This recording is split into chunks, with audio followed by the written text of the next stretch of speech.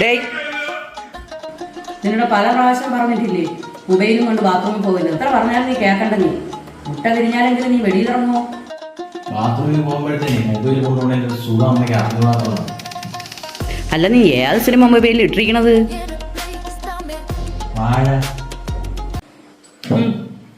വാഴ വെച്ചാ മതിയായിരുന്നു. അമ്മയ്ക്ക് ഇഷ്ടമല്ലെങ്കിൽ ആ സിനിമ മാറ്റി. അയ്യോ, ഇതെന്ത് കിഴങ്ങ് എങ്ങനെ വറുക്കാം? മൊബൈലിന് വരെ മനസ്സിലായി തുടങ്ങി. കൊറേ നേരമായില്ലേ ഇറങ്ങണില്ലേ നീ? ഈ പെണ്ണ് എങ്ങനെ സഹിക്കണമെന്തോ.